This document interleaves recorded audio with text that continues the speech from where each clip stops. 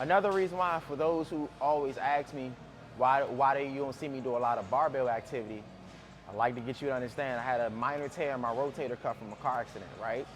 So for me, I've noticed that's why you always see me go more to hammer strength, plate press machine, and dumbbell free weights, just because of shoulder safety. Like, I don't feel nothing in my shoulder. I've noticed that when I actually do a lot of barbell incline, it puts a lot of stress on my shoulder, mainly when I want to go heavy with the weight. For those who don't know, I'm not a big guy, man. I range between 155 and between 172 is my range of weight. So when I want to go up with the full plates, I like to use hammer strength, like I said, to take all that unnecessary tension off of my shoulders. I don't want to aggravate my shoulders, and mainly when we train in chest. If you're noticing that you're feeling a lot in the shoulders, do understand you need to reevaluate how you're training your chest, because shoulders and back is an area you should barely feel when you train. I'm gonna be real with y'all. Those are very strong areas.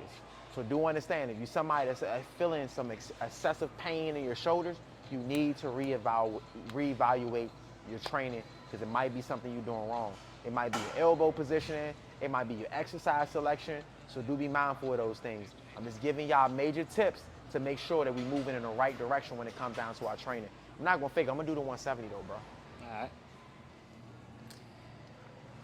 I'm gonna do the 170. I did a lot of time and attention a couple days ago, so I'm a little geek to try and see what I can do. I'm gonna try what he said. Oh no. I used the whole wrong grip. That's how excited I was. Mind you, I wasn't gonna count that first rep, by the way. Oh yeah.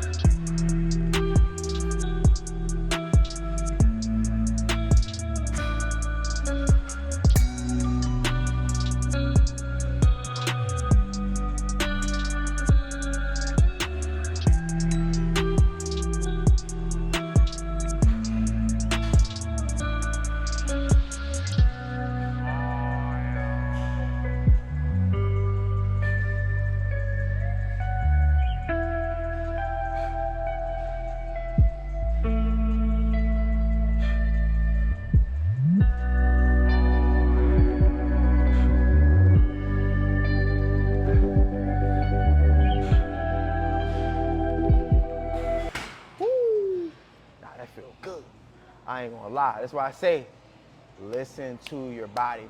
He told us, I don't know if I got that part in the clip, that he wasn't feeling 100% in the shoulder. So little things like that don't mean go up. That means take your time. Take your time to make sure that you're using a weight that's comfortable for you. It's you versus you when it comes down to this. There's certain lifts, TJ gonna lift more than me. Certain lifts, I'm gonna lift a little bit more than TJ. It is what it is, but when it comes down to training with your partner, these are things that you can kind of utilize to step your game up. Because I ain't gonna fake, even though we're not in the same, we're not competing against each other, I like that mindset, like, damn, he just cranked them shits out like it was easy. Like, it's certain exercises where he be doing them isometric holds, and I be like, he got me fucked up. In my mind, I might start off saying I'm not gonna do it, but if I know I can, I'm definitely gonna try it out, for sure. And these are small ways you can have your partner challenge you when it comes down to those partner workouts. But like I said, listen to your body, very important. You don't wanna scale up or move up, and you ain't feeling 100%. Let's get it, that's how you get injured.